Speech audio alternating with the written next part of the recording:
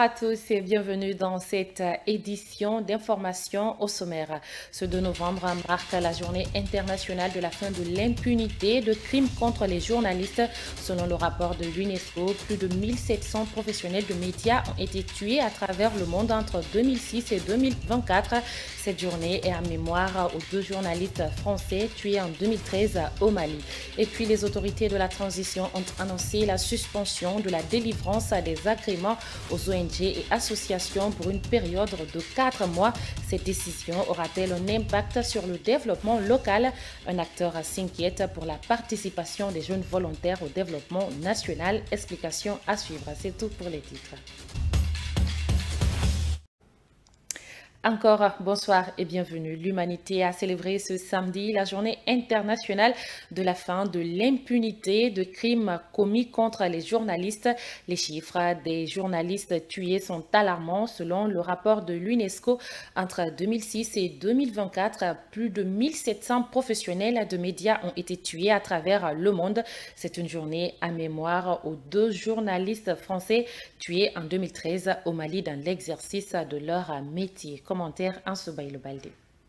Selon le rapport de l'Observatoire des journalistes tués, plus de 1700 journalistes ont été tués dans le monde et près de 9 cas sur 10 de ces assassinats restent non résolus judiciairement entre 2006 et 2024. L'impunité mène à un plus grand nombre d'assassinats et représente souvent un symptôme d'aggravation des conflits et d'effondrement des systèmes de droit et de justice. Ce nombre élevé de l'impunité qui cause des dommages aux sociétés entières en dissimulant de graves violations des droits de l'homme, de la corruption et de la criminalité inquiète l'UNESCO. C'est pourquoi un appel est fait au gouvernement, à la société civile, aux médias et à tous ceux qui se soucient du respect de l'état de droit de se joindre aux efforts globaux pour mettre fin à l'impunité contre les journalistes.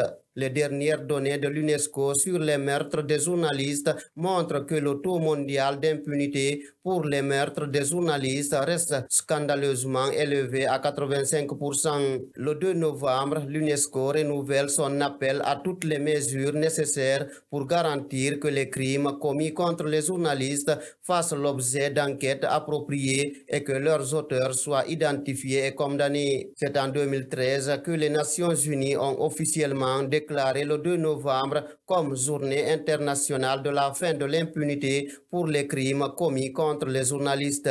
Une date choisie en mémoire de l'assassinat de 2 journalistes français au Mali, Ghislaine Dupont et Claude Verlon.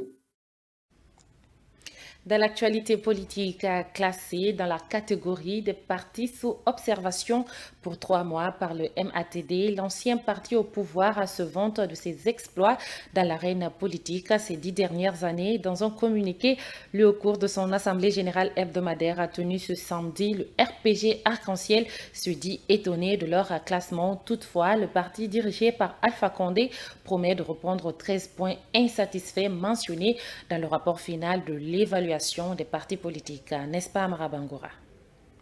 Le communiqué rédigé par la permanence des cadres du RPG Arc-en-Ciel est tombé 5 jours après la publication du rapport final de l'évaluation des partis politiques. Classé partis mis sous observation par le ministère de l'administration du territoire et de la décentralisation, le parti d'Alpha Condé se dit surpris.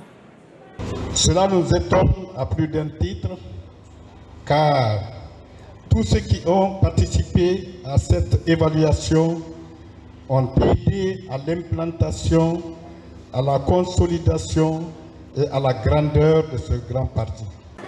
S'il y a de quoi se conforter, le parti mise sur ses prouesses politiques accomplies dans les 10 dernières années qui devrait, à en croire le Bureau national des cadres du parti, peser.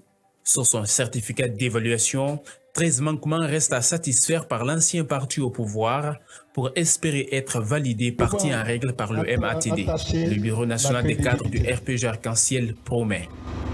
13 questions nous ont été posées qui ont motivé cette mise en observation par les activités qui ont été menées en 2021, 2022 et 2023. Nous y répondrons dans les plus brefs délais. Une réponse qui devrait émaner du bureau politique national qui, pour le moment, n'a pas réagi sur le certificat d'évaluation. Restons dans le même sillage. Alouseni Makanera Kake salue la vision du ministère de l'Administration du Territoire et de la Décentralisation d'assainir le paysage politique guinéen. En tant que coordinateur de l'ONG EPT Solidaire, l'homme politique a ensuite déclaré sa déception vis-à-vis de ses pairs politiques. Il est au micro d'Onsoubaï Le Baldé. Quand j'ai écouté, dès qu'on a commencé l'évaluation des partis politiques, j'ai écouté beaucoup de réactions. Ma première déception est venue de mes frères des partis politiques. Je vous dis, je le dis ici et je le répète, je peux le dire plus haut qu'ailleurs, qu'aucun des partis politiques guinéens, à commencer par mon parti, ne respecte complètement la loi sur la charte des partis politiques. Aucun de nous. Mais nous encore moins, nous les partis qu'on traite, partis satellites, partis sac à dos, nous respectons encore beaucoup plus que ceux qui pensent qu'ils sont en règle. Pourquoi? Je vous invite, après la conférence, de prendre la charte des partis politiques, c'est 37 articles, ce n'est même pas beaucoup.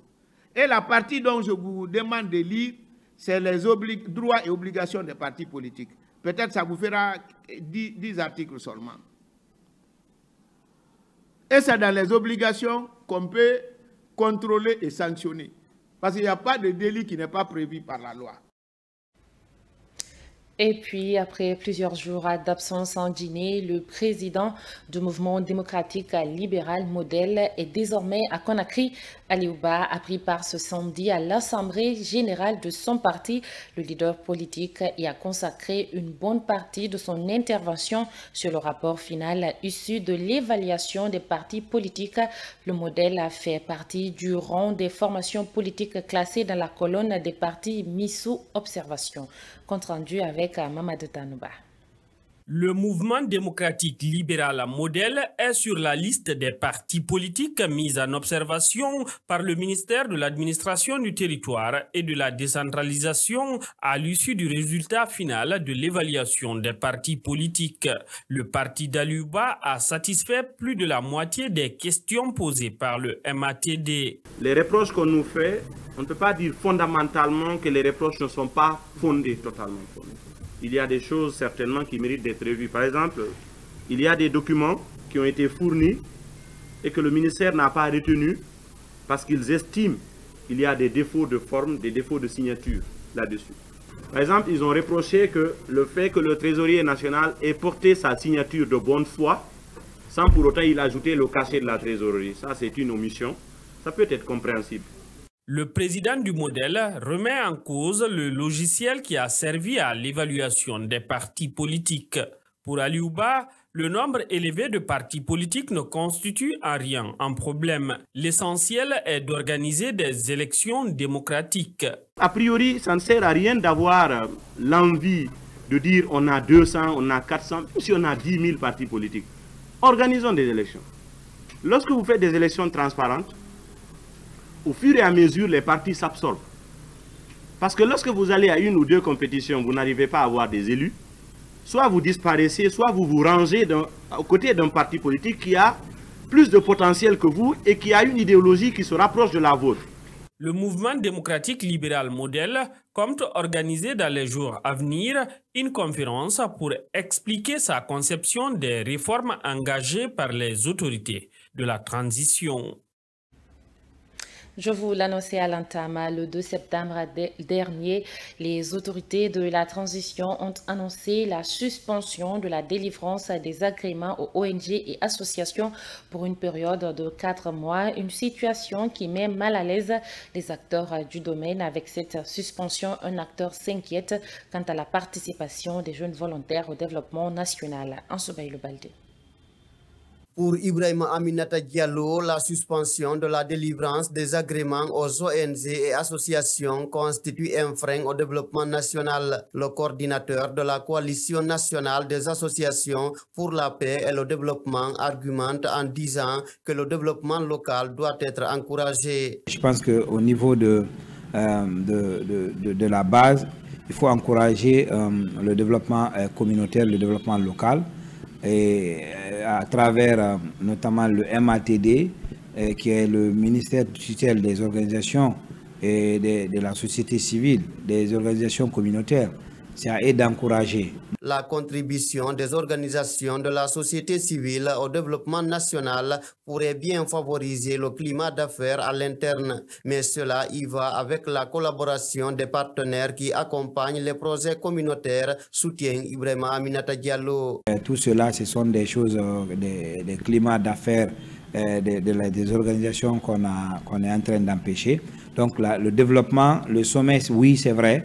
On peut décider à travers un conseil des ministres, mais s'il y a une décentralisation respectée avec des initiatives locales où les organisations essaient de réfléchir avec les partenaires, on peut aussi faire des développements communautaires à la base. La suspension de la délivrance des agréments ferme la porte des opportunités aux jeunes qui aspirent à participer volontairement au développement du pays, déclare cet activiste de la société civile guinéenne. On ne peut pas signer un partenariat avec une organisation qui n'est pas formalisée, qui n'est pas reconnue par le ministère du tutelle. Donc c'est quand en refusant de donner les agréments, c'est une façon encore d'empêcher d'autres jeunes d'avoir des opportunités de formation et même d'avoir des projets.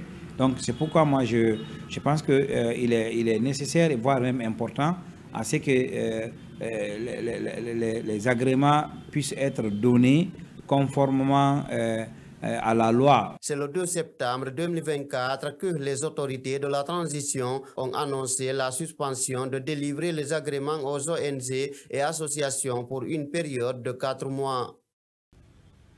Dans l'actualité africaine, les 30 et 31 octobre 2014 marquent une date clé dans l'histoire du Burkina Faso. Après 27 ans de pouvoir, Blaise Compaoré est renversé par une insurrection populaire. Ce soulèvement est le fruit de plus de 2 décennies de frustration et d'oppression. Il témoigne d'un profond mécontentement face à un régime autoritaire accusé de corruption. Notre reporter Germaine Mansari revient sur le passé récent mais tumultueux du pays des hommes intègres. Suivi. Arrivé au pouvoir en 1987 à la suite d'un coup d'État sanglant contre son ancien camarade Thomas Sankara, le président Compaoré se forge un empire autocratique. À l'inverse de son prédécesseur, auteur de la célèbre devise « La patrie ou la mort », nous vaincrons, emprunté au patria o muerte du Ernesto Che Guevara, incarnait un espoir panafricaniste. Blaise Compaoré suscite de nombreuses critiques. Celle-ci vise sa gestion répressive et son alliance avec des forces étrangères impliquées dans les troubles régionaux. Ces 27 années de règne sont marquées par une succession de pratiques politiques controversées, créant un climat d'insatisfaction profonde au sein de la population burkinabé. Le 31 octobre 2014, de nombreuses manifestations ont lieu dans les rues de Ouagadougou, la capitale. Les Burkinabés protestaient alors contre le projet de modification de la Constitution qui aurait permis au président de se présenter une nouvelle fois après 27 ans au pouvoir. Réfugié par la suite en Côte d'Ivoire, Blaise Compaoré vit dans ce pays voisin avec sa famille. En juillet 2022, il a pu revenir au Burkina Faso dans le cadre d'un sommet consacré à l'unité nationale. Pourtant, quelques mois plus tôt, Blaise Compaoré avait été condamné à perpétuité. Il bénéficie cependant de la citoyenneté ivoirienne acquise en 2016. La révolte du 30 et 31 octobre 2014 reste gravée dans la mémoire collective du Burkina Faso. Elle incarne ainsi le courage d'un peuple uni, déterminé à mettre fin à des décennies de dictature. Et voilà, c'est la fin de cette édition d'information. À tous, merci de l'avoir suivi. Passez une bonne soirée en compagnie de nos programmes. Au revoir.